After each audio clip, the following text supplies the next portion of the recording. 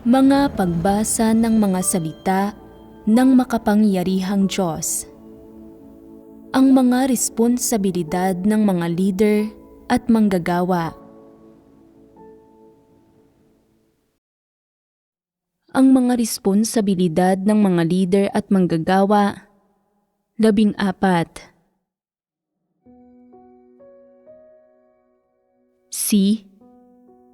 Mga diwastong ugnayan na may kasamang mga pansariling interes. Ang isa pang uri ng diwastong ugnayan ay iyong mga may pansariling interes.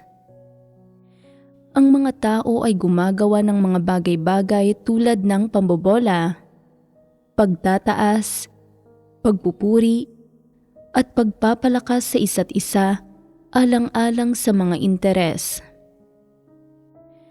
Ang pagdadala ng gayong baluktot na asal at buktot na atmosfera sa buhay iglesia ay lubhang nakakaapekto sa iba na tahimik na nagbabasa ng mga salita ng Diyos o nakikinig sa mga ibinabahaging karanasan. Sa sandaling maitatag ang isang ugnayang may mga pansariling interes, ang mga sangkot na individual ay madalas na magsasabi o gagawa ng mga bagay-bagay na lumalabag sa kanilang mga pagnanais para sa sarili nilang pakinabang.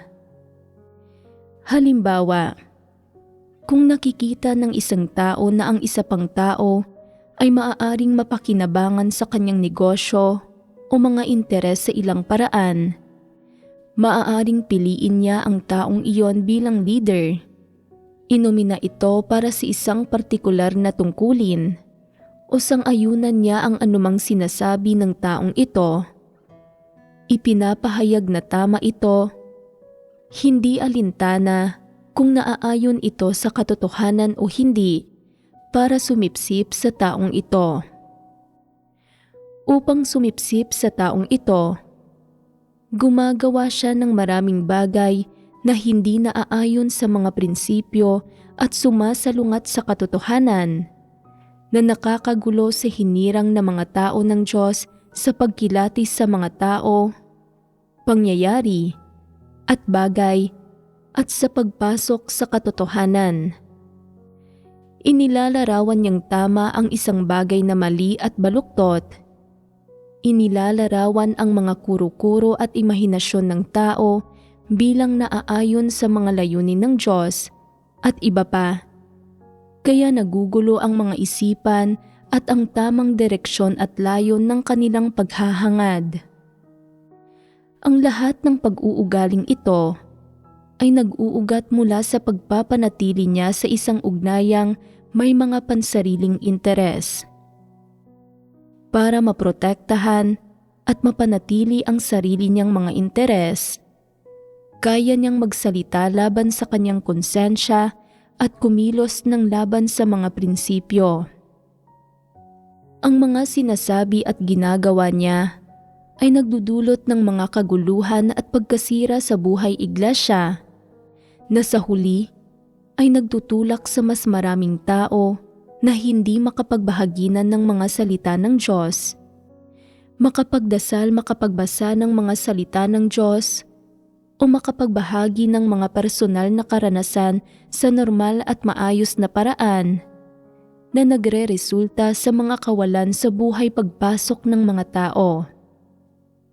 Kapag nagbabahaginan ang mga tao ng kanilang mga personal na pagkaunawang batay sa karanasan, madalas silang nakakaranas ng panghihimasok mula sa mga ugnayan ng mga tao na may mga pansariling interes.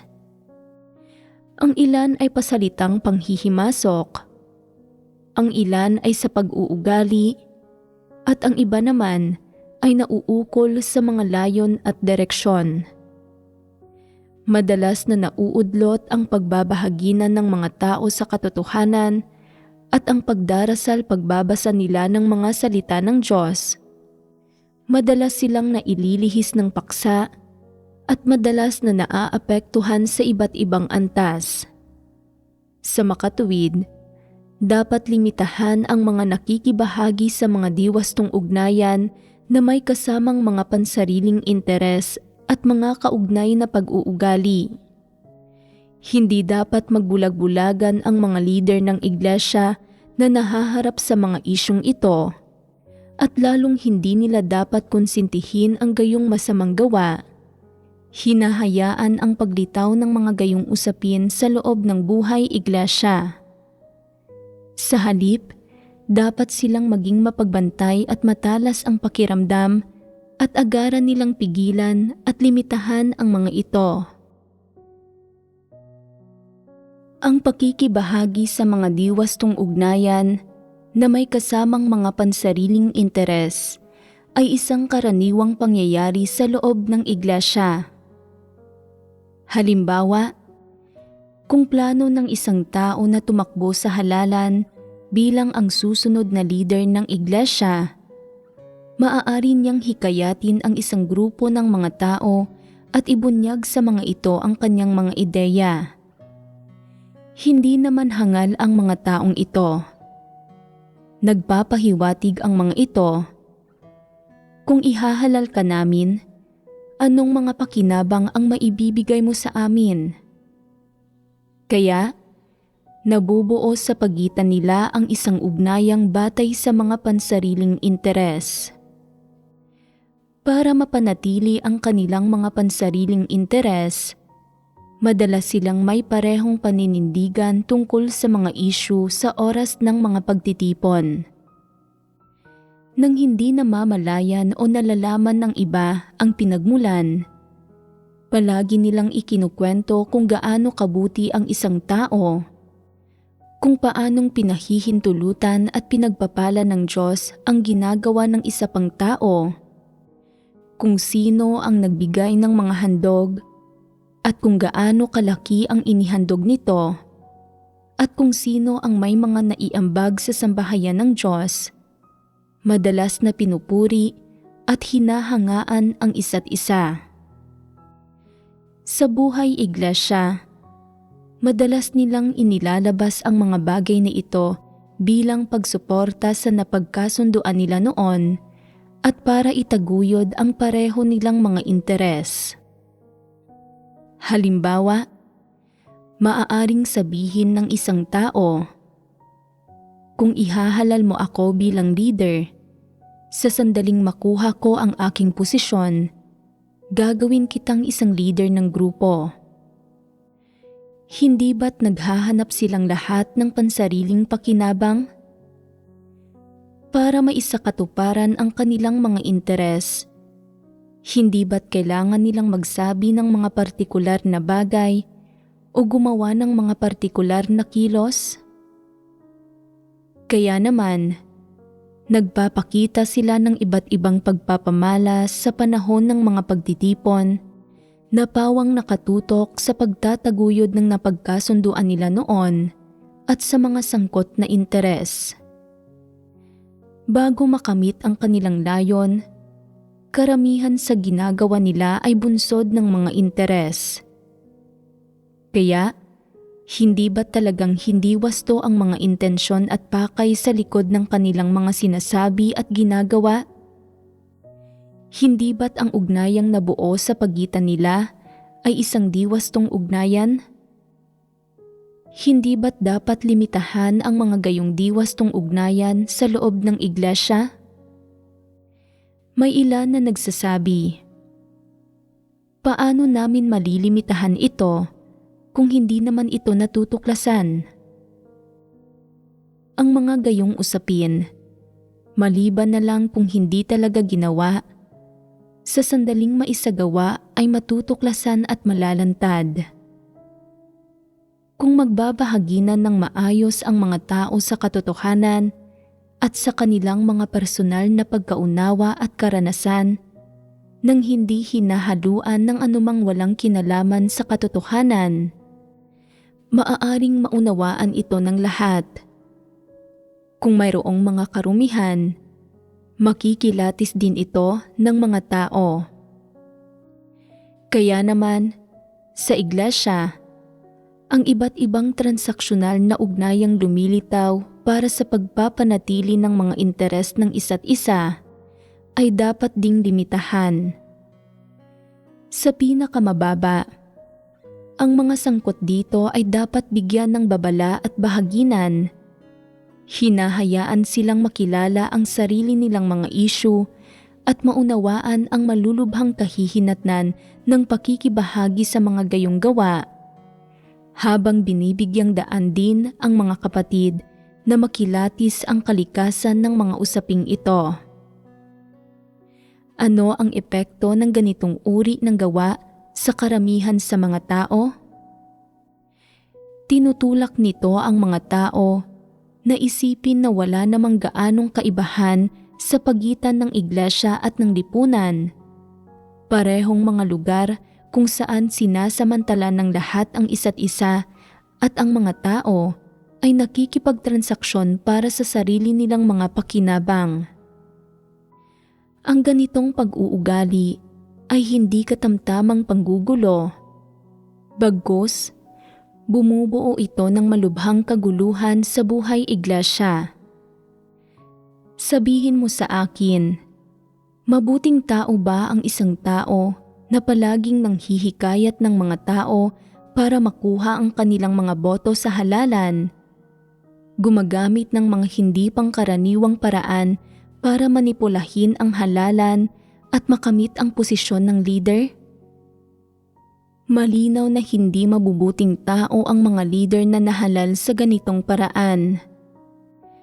May maaasahan bang mabuti ang mga kapatid na nahulog sa mga kamay nila?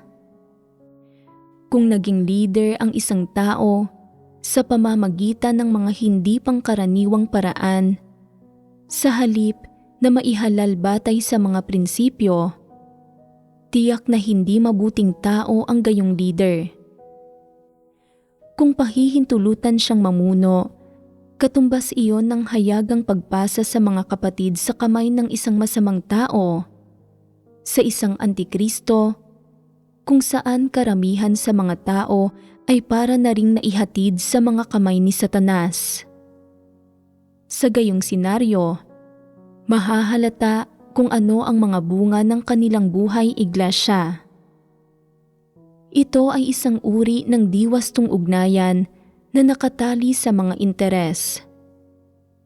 Sa pagitan man ng mga grupo o individual, sa sandaling may sangkot na mga interes ang mga ugnayan sa pagitan ng mga tao, mas pipiliin nila ang kanilang mga pansariling pakinabang sa kanilang mga kilos sa halip na kumilos ayon sa mga prinsipyo para itaguyod ang mga interes ng sambahayan ng Diyos. Ang mga gayong ugnayan ay hindi itinatag batay sa konsensya at katwiran ng normal na pagkatao, kundi kontra kapwa sa konsensya at katwiran at lalo na sa mga katotohanang prinsipyo. Ang kanilang sinasabi, ginagawa at ipinapakita, pati na ang kanilang mga intensyon, pakay, motibasyon, pinagmulan at iba pa ay inuudyukan lahat ng mga interes. Kaya maaaring tukuyin bilang diwasto ang ganitong mga ugnayan. Dahil ang pagkabuo ng mga gayong ugnayan ay nakakagulo sa hinirang ng mga tao ng Diyos sa pamumuhay ng buhay iglesia, ginagawang mahirap para sa karamihan ng tao na basahin ang mga salita ng Diyos at pagbahaginan ang katotohanan ng may katahimikan sa harap ng Diyos. Ang mga gayong diwastong ugnayan ay dapat limitahan sa loob ng iglesia. Para sa mga kasong malubha at bumubuo ng pag-uugali ng masasamang tao, dapat silang bigyan ng mga babala at kung hindi magsisisi ang mga sangkot dito anuman ang mangyari, dapat silang paalisin sa iglesia. D. Pagkamuhi sa pagitan ng mga individual. Ang mga diwastong pakikipag-ugnayan sa pagitan ng mga tao ay may iba't ibang pagpapamalas. Ang isa pa sa mga ito ay ang personal na pagkamuhi. Halimbawa, maaaring lumitaw sa loob ng mga pamilya ang alitan o mga hindi pagkakasundo sa pagitan ng biyenan at manugang, sa pagitan ng mga maghipag, o sa pagitan ng magkapatid na lalaki, o maaaring lumitaw ang mga ito sa pagitan ng magkakapitbahay. Minsan, nauuwi pa ito sa pagkamuhi at gaya ng mga magkaaway, hindi nila magawang magtulungan o gumawa ng magkasama hanggang sa punto na hindi man lang nila kayang harapin ang isa't isa at nagtatalo at nag-aaway sila sa tuwing nagkakaharap.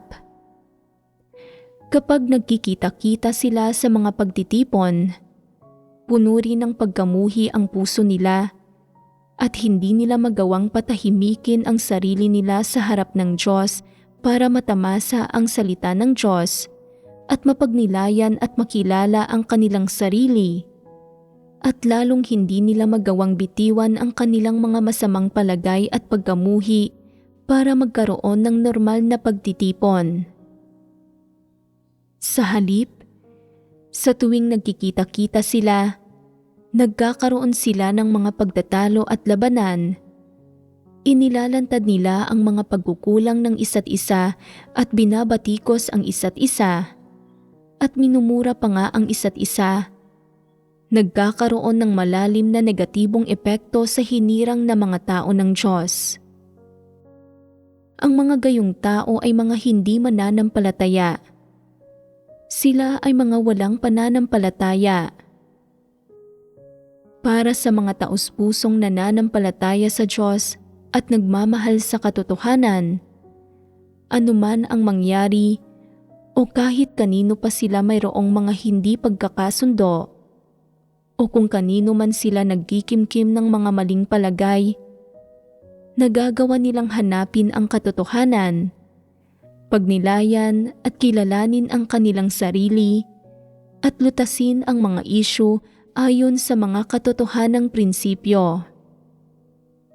Kung may nagawa silang mali at may utang na loob sila sa isang tao, kaya nilang kusang humingi ng tawad at umamin sa kanilang mga pagkakamali. Tiyak na hindi nila pipiliing magsanhi ng mga argumento o problema sa mga pagtitipon. Ganap na hindi naaayon sa kagandahang asal ng mga banal na makibahagi sa mga hindi pagkakasundo at magdulot ng mga kaguluhan sa iglesia. Ang gayong pag-uugali ay lubhang nagdudulot ng kahihiyan sa Diyos. Ang mga taong kumikilos sa ganitong paraan ay walang pagkatao, konsensya at katwiran sa malaking antas. Sila ay tiyak na hindi mga tunay na mananampalataya sa Diyos. Ang isyong ito ay medyo mas karaniwan sa mga bagong mananampalataya. Dahil hindi nauunawaan ng mga bagong mananampalataya ang katotohanan at hindi pa nadalisay ang kanilang mga tiwaling disposisyon, madali para sa kanila na makibahagi sa mga hindi pagkakasundo tungkol sa maraming bagay at hinahayaan pa ngang sumabog ang kanilang pagkamainiti ng ulo at sumali sa mga away. Kung hindi malulutas ang mga tiwaling disposisyong ito, magkikimkim ang mga tao ng pagkamuhi sa puso nila at kahit kapag namumuhay ng buhay iglesia, makikibahagi pa rin sila sa mga walang katapusang hindi pagkakasundo kasama ang pagkamainiti ng ulo at pagkamuhing ito. Nakakaapekto ito sa buhay iglesia, nakakaapekto sa pagkain at pag-inom ng mga hinirang ng Diyos ng mga salita ng Diyos, pagpuri nila sa Diyos, at pagbabahagi sa kanilang mga pagkaunawa sa mga salita ng Diyos na batay sa karanasan. Direkta rin itong nakakaapekto sa buhay pagpasok ng hinirang na mga tao ng Diyos. May ilang bagong mananampalataya na madaling masangkot sa mga pagtatalo tungkol sa maliliit na issue. Halimbawa, bago magsimula ang isang pagtitipon, maaaring gusto ng ilan na umawit ng isang himno habang ang iba naman ay iba ang gusto. Kahit ang gayong maliit na bagay ay madaling humantong sa mga hindi pagkakasundo. Gayon din, ang magkakaibang opinyon tungkol sa isang usapin ay maaaring humantong agad sa mga debate minsan at maging ang pananakit ng damdamin sa isang tao dahil sa kawalan ng pagsasaalang-alang sa pananalita ay maaaring magbunsod ng mga pagtatalo. Karaniwan sa mga bagong mananampalataya ang ganitong mga uri ng insidente. Kapag lumilitaw ang mga hindi pagkakasundo sa oras ng mga pagtitipon, likas na ginugulo ng mga ito ang buhay iglesia. Hindi ba't ginugulo rin ito ang hinirang na mga tao ng Diyos? Ang mga taong mahilig makipagtalo at makipagdebate tungkol sa kung sino ang tama at mali, ang siyang pinakamadaling nakakagulo sa buhay iglesia. Ang inaalala lang nila ay matugunan ang kanilang banidad at reputasyon nang hindi isinasaalang-alang ang mga interes ng hinirang na mga tao ng Diyos. Sa pagkilos ng ganito, hindi ba't ginugulo nila ang buhay iglesia? Ang iglesia ay isang lugar kung saan nagsasama-sama ang mga kapatid upang kumain, uminom at tamasahin ang mga salita ng Diyos. Ito ay isang lugar ng pagpapasakop at pagsamba sa Diyos. Hinding-hindi ito isang lugar para ibulalas ang personal na sama ng loob at lalong hindi ito lugar para sa pakikipag-away o pakikipagtalo tungkol sa tama at mali. Kapag ang mga gayong tao ay gumagawa ng kaguluhan sa ganitong paraan, ano ang nagiging bunga nito? Direkta itong nagre-resulta sa pagkawala ng kasiyahan sa mga pagtitipon. Dahil dito, hindi makamit ng hinirang na mga tao ng Diyos ang pagpapatibay sa buhay, at karamihan pa nga sa mga tao ay hindi makahanap ng kapayapaan, nagdurusa ng labis-labis. Sa paglipas ng panahon, nagiging negatibo at mahina ang ilan, nag-aatubili pang ang dumalo sa mga pagtitipon. Karaniwan ang ganitong sitwasyon sa karamihan sa mga iglesia at naranasan na ito ng lahat ng hinirang na mga tao ng Diyos. Kaya, paano dapat lutasin ang isyu ng madalas na mga pagtatalo at pag-aaway sa mga pagtitipon? Dapat piliin ang ilang sipi ng mga salita ng Diyos na may kinalaman sa isyu at sama-samang basahin ang mga ito ng maraming beses sa mga pagtitipon. Pagkatapos, dapat magbahaginan ang lahat tungkol sa katotohanan. Ibinabahagi ang kanilang pagkaunawa. Ang pamamaraang ito ay maaaring magbunga ng ilang resulta. Bukod sa makikilala ng mga taong mahilig makipagtalo ang kanilang mga pagsalangsang at makakaramdam sila ng pagsisisi, ang mga manonood ay makakapagnilay rin kung naibunyag ba nila ang kanilang mga tiwaling disposisyon sa parehong mga sitwasyon at kung may kakayahan ba silang makipagtalo sa iba. Sa ganitong paraan, makikilala rin ng mga manonood ang kanilang sarili. Nasasangkot man o hindi ang isang tao sa mga hindi pagkakasundo, pagkatapos basahin ang ilang sipi ng mga salita ng Diyos ng ilang beses, makikilala na niya ang sarili niyang mga tiwaling disposisyon at makikita na ang pamumuhay ayon sa mga tiwaling disposisyon ay talagang nangangahulugan ng kawalan ng konsensya at katwiran at hindi pagkakaroon ng nikatiting na pagkatao. Ang mga epekto ng ganitong pamumuhay sa buhay iglesia ay hindi na masama. Tama? Bagamat maaaring mayroong mga hindi pagkakasundo sa umpisa ng isang pagtitipon, kung pagkatapos nito ay makakabasa ang lahat ng mga salita ng Diyos, kung mapapatahimik nila ang kanilang sarili sa harap ng Diyos para magnilay sa kanilang sarili, lutasin ang mga problema gamit ang katotohanan at tunay na magsisi, kung ang mga resultang ito ay maaaring makamit, kung gayon, ito ay normal na buhay iglesia. Sa makatuwid, anuman ang mangyari sa oras ng mga pagtitipon ay hindi ibig sabihin na palagi itong masama. Basta't nagkakaisa ang lahat sa puso at isipan para hanapin ang katotohanan at magkakasamang nagbabasa ng ilang kaugnay na sipi ng mga salita ng Diyos ng ilang beses, kahit hindi ganap na malulutas ang mga problema, medyo maaarok pa rin ng mga tao ang mga ito at magkakaroon sila ng kaunting pagkilatis. Makikinabang ang lahat mula rito. Masasabi ba ninyo na mahirap matagpuan ang ganitong buhay iglesia? Ginagawa nitong mabuting bagay ang isang masamang bagay. Medyo isa itong pagpapalang nakatago. Gayunpaman, hindi nito dapat akayin ang mga tao na isulong ang ideya na ang mga hindi pagkakasundo at debate ay kanais-nais sa buhay iglesia. Tiyak na hindi ito pwedeng isulong. Ang mga hindi pagkakasundo at mga debate ay madaling humantong sa mga silakbo ng pagkamainiti ng ulo at hidwaan na masama para sa lahat at nagdudulot ng personal na pagkabagabag sa mga sangkot.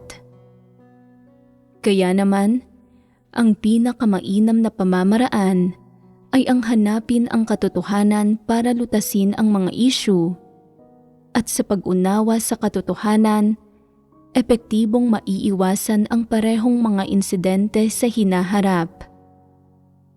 Ang matatalinong individual ay dapat magkaroon ng mapagpasensya at matiising saloobin kapag lumilitaw ang mga alitan at sagupaan. Dahil mayroon din silang mga tiwaling disposisyon at madaling makasakit ng iba. Kapag ibinubunyag nila ang kanilang mga tiwaling disposisyon, dapat agad silang magdasal sa Diyos at hanapin nila ang katotohanan para malutas ang mga issue. Sa ganitong paraan, pagdating sa oras ng pagtitipon, napawi na ang lahat ng personal na hinanakit at pagkamuhi sa puso nila, kaya nakakaramdam sila ng pagpapalaya sa puso nila at nagiging madali para sa kanila na makisama ng maayos sa mga kapatid na nagtataguyod ng maayos na pagtutulungan. Sa tuwing nakakakita ang isang tao ng isang kapatid na nagbubunyag ng tiwaling disposisyon nito, dapat siyang mag-alok ng tulong ng may pagmamahal, hindi manghusga, magkondena o magtakwil sa kapatid na ito. Maaaring hindi malutas ang mga problema sa isa o dalawang beses na pagtulong, pero kinakailangan pa rin ang pagpapasensya at pagtitiis. Hanggat hindi nito ginugulo ang buhay iglesia o hindi ito sadyang gumagawa ng kasamaan, dapat itong tratuhin ng may pagpapasensya at pagtitiis hanggang sa huli. Darating ang araw na matatauhan sila. Kung ang isang tao ay may masamang pagkatao at tumatanggi siya sa anumang tulong, hindi tinatanggap ang katotohanan kahit gaano ito pagbahaginan. Kung gayon, hindi siya taus-pusong nananampalataya sa Diyos at kinakailangang dumistansya sa mga gayong individual. Kung paulit-ulit niyang ginugulo ang buhay iglesia, dapat siyang pakitunguhan at pangasiwaan ayon sa mga prinsipyo. Kung hindi naman siya isang masamang tao, pero madalas siyang nagbubunyag ng kanyang tiwaling disposisyon. Namumuhi sa kanyang sarili, pero pakiramdam niya ay wala siyang ibang magawa sa sandaling iyon. Ang mga gayong individual ay dapat tulungan ng may pagmamahal. Tulungan silang maunawaan ang katotohanan at makilatis at makilala ang mga pagbubunyag nila ng katiwalian. Sa ganitong paraan, unti-unting mababawasan ang pagbubunyag nila ng katiwalian. Kung ang mga kapatid ay paminsan-minsan lang naaapektuhan ng mga taong ito, maaari silang mapatawad. Basta't walang malalaking problema sa pagkatao nila at hindi sila mapanlinlang o masasamang tao, dapat silang suportahan at tulungan sa pamamagitan ng pagbabahaginan sa katotohanan. Kung kaya nilang tanggapin ang katotohanan, dapat silang tratuhin ng may pagmamahal. Gayunpaman, kung tatanggi silang magsisi at negatibo nilang naaapektuhan ang buhay iglesia sa loob ng mahabang panahon, dapat silang bigyan ng mga babala at patawan ng mga limitasyon ng mga leader ng iglesia. Kung patuloy silang tatanggi na tanggapin ang katotohanan, masasamang tao ang mga gayong individual. Hindi kayang makisama ng masasamang tao sa kahit sino. Sila ay mga bulok na mansanas at mga demonyo.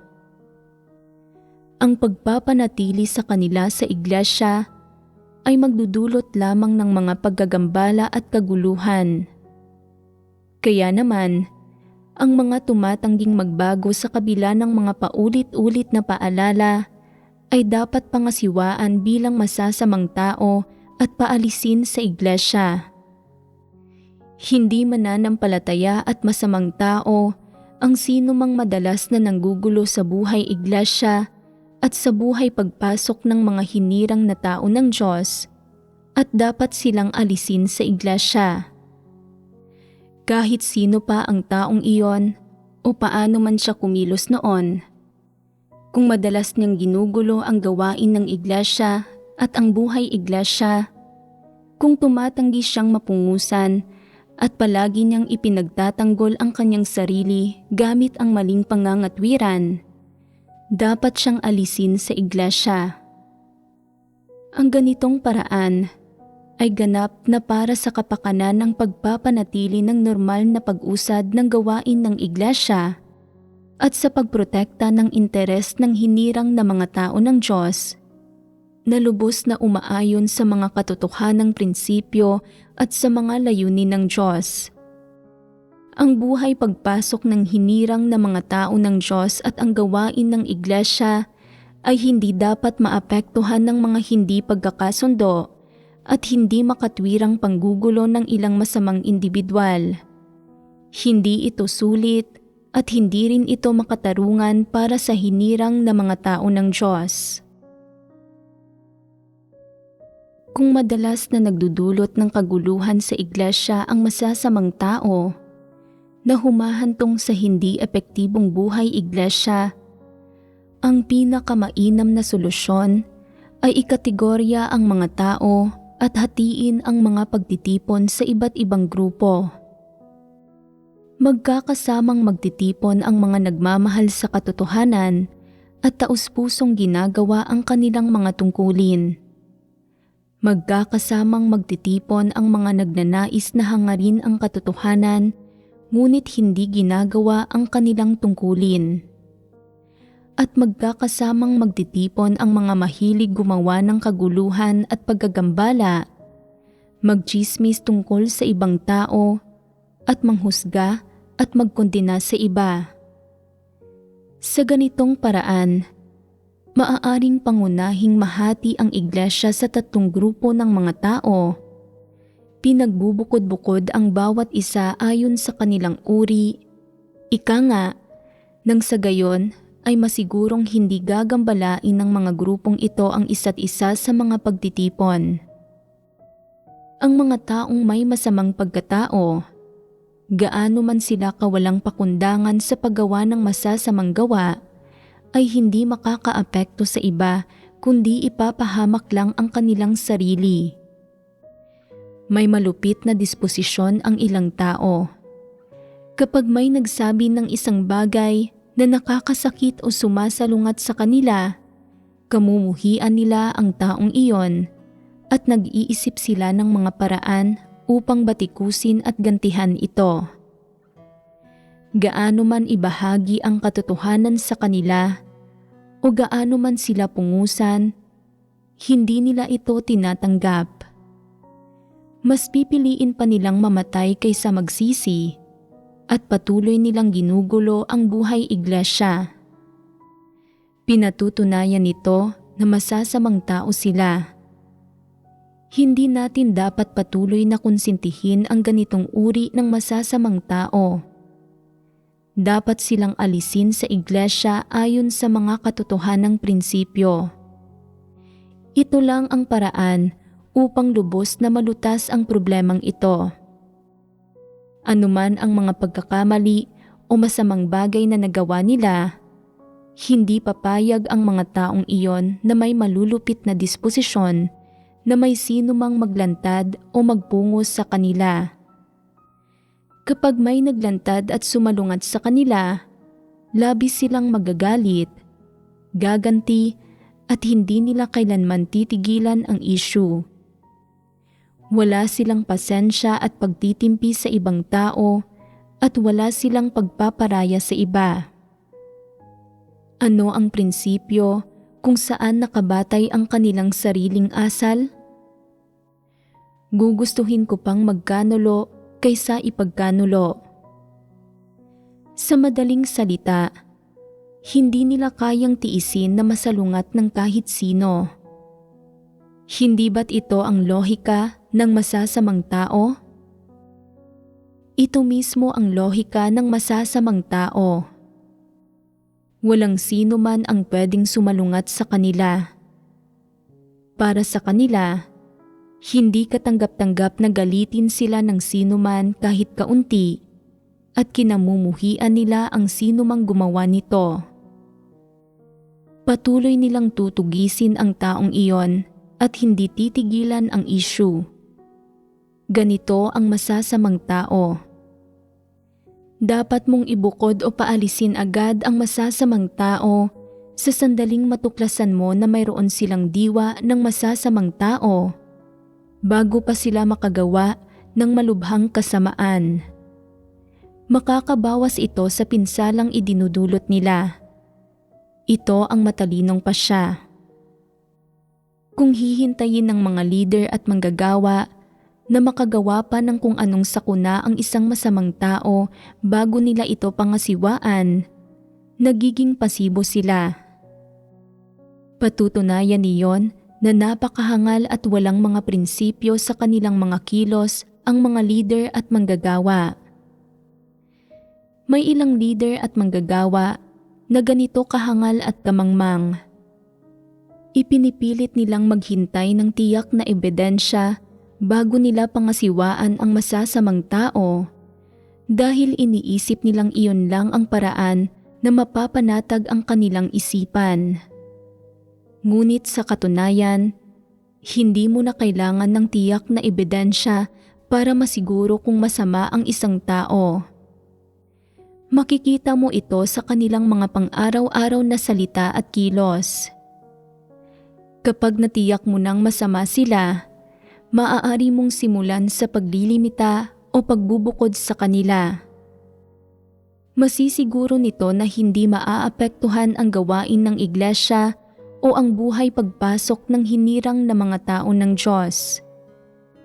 Hindi kayang kilatisin ng ilang leader at manggagawa kung sino ang masama, ni hindi nila kayang pangasiwaan ang masasamang tao ng maagap. Dahil dito, naaapektuhan ang gawain ng iglesia at ang buhay iglesia at nahahadlangan ang buhay pagpasok ng mga hinirang na tao ng Diyos. Napakahangal nito. Ganito isinasakatuparan ng mga huwad na leader ang gawain. Sa isang banda, wala silang pagkilatis at sa kabilang banda, mga mapagpalugod sila ng mga tao na takot na sumalungat sa iba.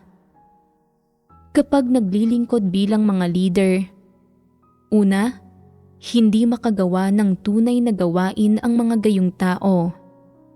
At pangalawa, pinipinsala nila ang hinirang na mga tao ng Diyos.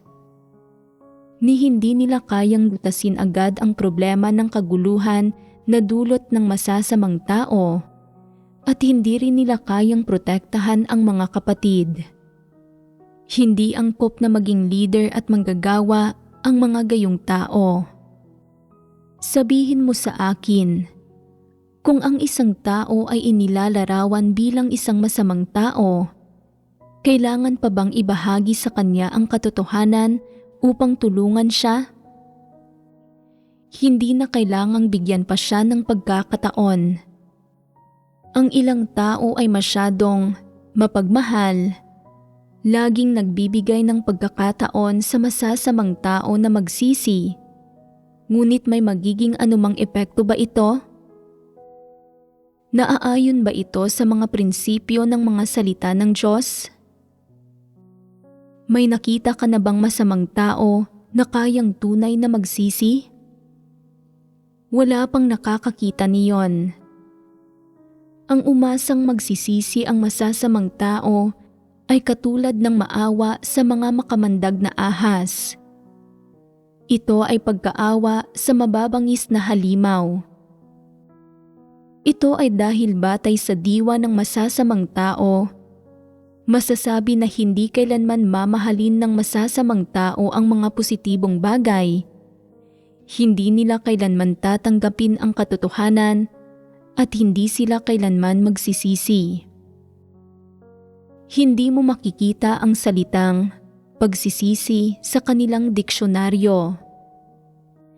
Gaano mo man ibahagi ang katotohanan sa kanila, hindi nila isasantabi ang kanilang sariling mga motibo at interes at maghahanap sila ng iba't ibang dahilan at palusot para pangatwiranan ang kanilang sarili at walang sino man ang makakukumbinsi sa kanila.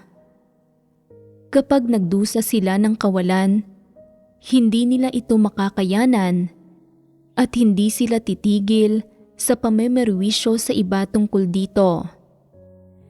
Paano tunay na magsisisi ang mga gayong tao na ayaw magdusa ng kahit anong kawalan?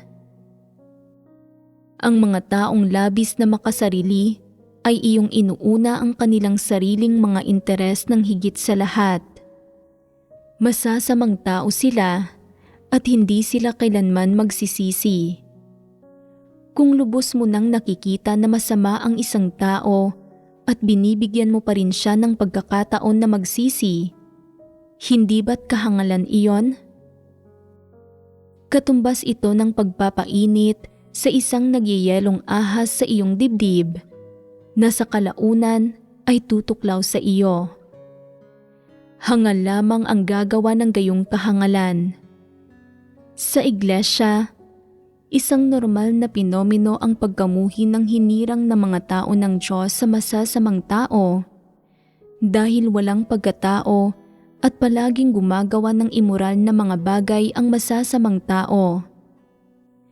Tamang kaisipan ang pagkamuhi sa masasamang tao.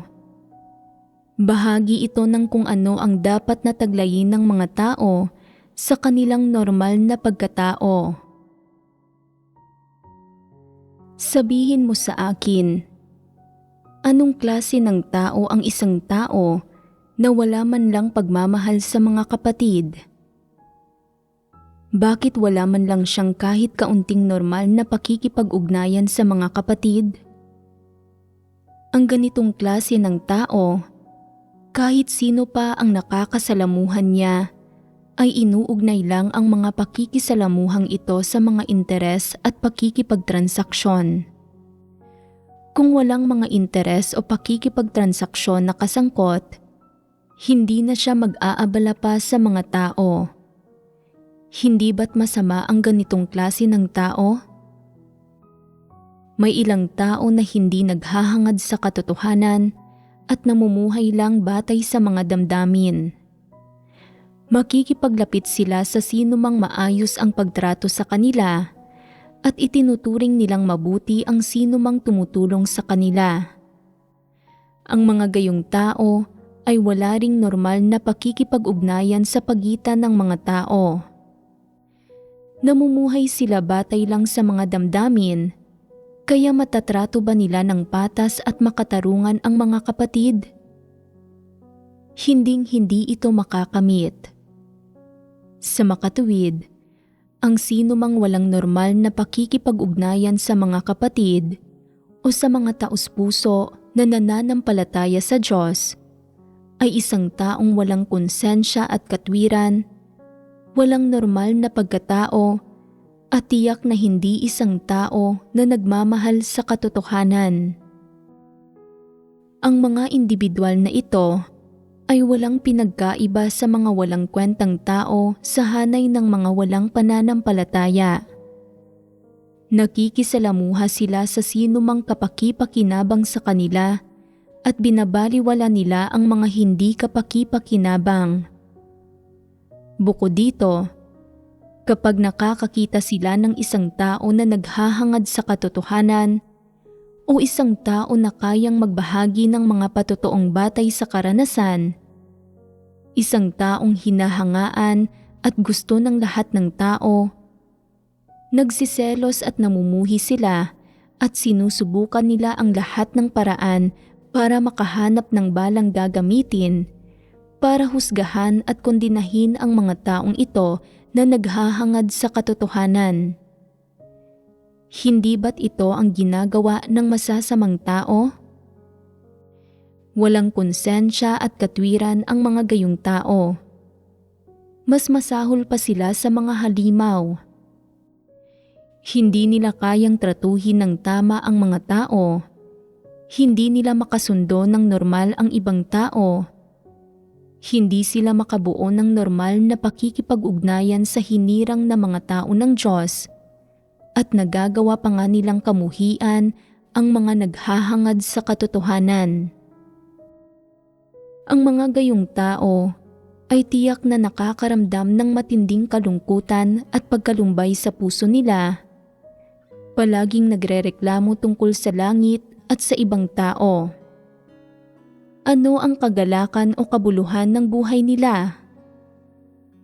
May malupit na disposisyon ang mga taong ito at kahit sino pa ang makasalamuhan nila, maaari silang makaramdam ng pagkamuhi sa maliliit na usapin.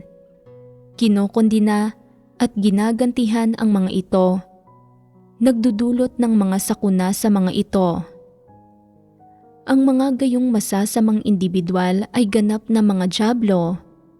Nagdadala sila ng sakuna sa iglesia sa bawat araw na sila ay nananatili. Kung mananatili sila ng matagal, magiging walang katapusan ang mga sakuna. Maiiwasan lang ang mga sakuna sa pamamagitan ng pag-aalis sa kanila sa iglesia. Dagdag pa rito, may mga taong nagmumukhang sibilisado sa panlabas pero may matinding pagkahilig sa mga pakinabang. Kaya, ang pananampalataya nila sa Diyos ay para din sa paghahangad ng mga pakinabang. Kung hindi sila makakuha ng pakinabang na hindi naman nararapat sa kanila, sa loob ng ilang panahon, dumidilim ang kanilang mukha sa lungkot na para bang may malaking utang na pera sa kanila ang isang tao. Ang sino mang nakakakita sa kanilang naghihinakit at nasisiraan ng loob na mukha ay agad na naaapektuhan ang emosyon. Ano sa tingin ninyo ang magiging epekto kung magpapakita ang gayong mukha sa buhay iglesia? Karamihan sa hinirang na mga tao ng Diyos ay tiyak na hindi magiging komportable kapag nakita ito at magugulo at maaapektuhan ang kanilang pagbabasa ng mga salita ng Diyos at pakikipagbahaginan sa katotohanan sa iba't ibang antas. lalo na sa mga wala pang pundasyon sa tunay na daan. Madali rin silang maaapektuhan kapag madalas nilang nakikita ang madilim na mukhang ito sa buhay iglesia. Dapat magkaroon ang iglesia ng mas maraming tao na may masayahing personalidad, na nagsasalita ng simple at hayagan, at mas maraming tao na may puso na puno ng kapayapaan at kagalakan at may espiritong malaya at magaan. Magiging kasiyasiya ang buhay iglesia kung ganito.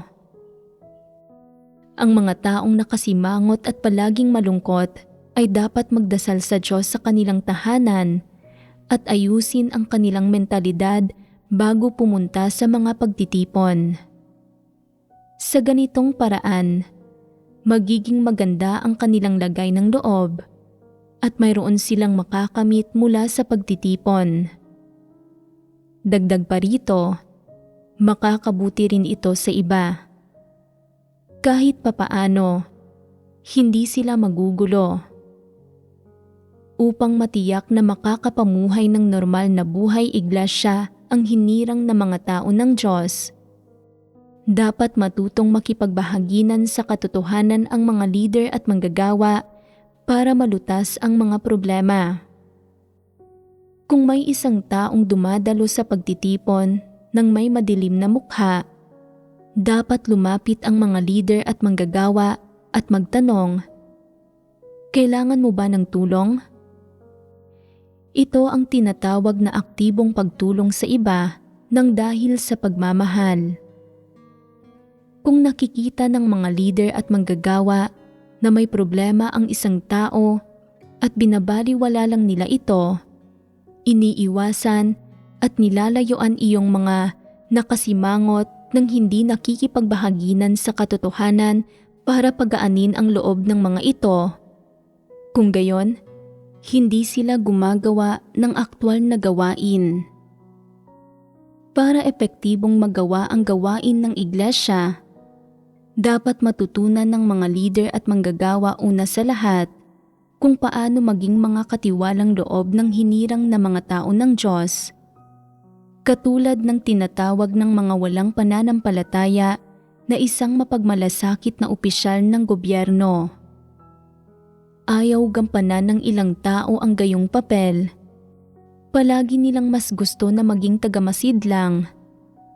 Paano nila maaakay ang hinirang na mga tao ng Diyos na makapamuhay ng isang magandang buhay iglesia sa ganitong paraan? Sa katunayan, kung mayroon mang mga problema ang isang tao sa kanyang puso, sa isang punto, ay makikita ito sa ekspresyon ng kanyang mukha. Kung palaging madilim ang mukha ng isang tao, siguradong madilim din ang puso niya, walang bahid ng liwanag. Kung buong araw siyang abala sa mga pagtatalo tungkol sa tama at mali, kaya pa ba niyang ngumiti? Ang mukha ng mga taong ito ay palaging nababalot ng maitim na ulap, walang kahit saglit na pagsikat ng araw at naaapektuhan din nito ang paggampan nila ng tungkulin. Kung mabagal ang mga leader at manggagawa sa pagtugon at paglutas ng isyong ito, na nagsasanhing magdusa ang mga kapatid ng patuloy na kaguluhan at di mailarawang paghihirap, pinatutunayan nito na ang mga leader at manggagawa ay walang kakayahang gumampan ng aktwal na gawain. Hindi nila malutas ang mga problema gamit ang katotohanan at lubos silang walang kwenta. Kung nauunawaan ng mga leader at manggagawa ang katotohanan at kaya nilang tukuyin ang mga problema ng mga kapatid at kaya nilang magbigay ng maagap na suporta at tulong, hindi lang nakakatulong lumutas sa mga problema ng mga tao, kundi nakakatulong din sa mga tao na maunawaan ang mga katotohanang prinsipyo at maisakatuparan ang kanilang mga tungkulin. Kung gayon, magiging mas mahusay ang paggampan nila sa tungkulin at pangangasiwa sa mga usapin at hindi maaapektuhan ang gawain ng iglesia. Kung hindi agarang matutukoy at malulutas ng mga leader at manggagawa ang mga problema, maaapektuhan nito ang gawain ng iglesia.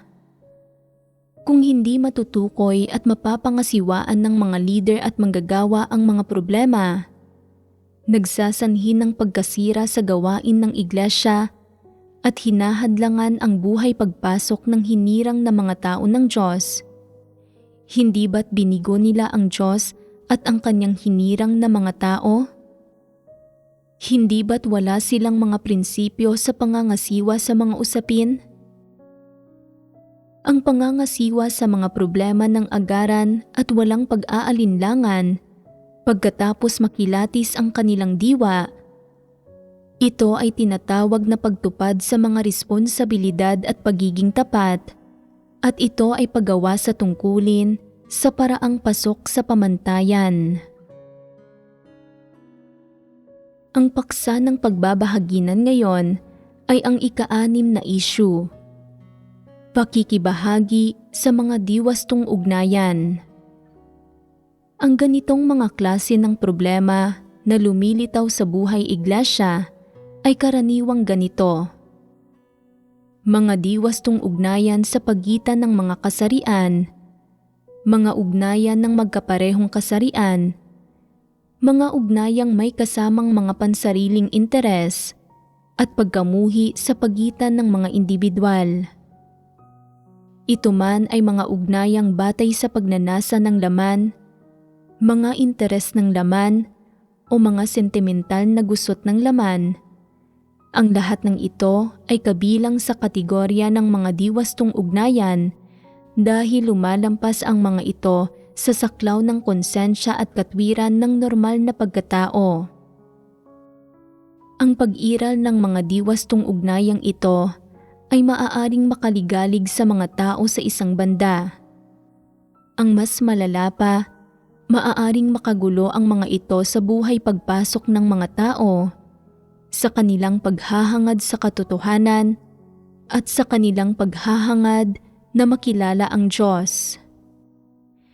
Ang iba't ibang uri ng diwastong ugnayang ito ay hindi nagmumula sa konsensya o katwiran at salungat ang mga ito sa normal na pagkatao.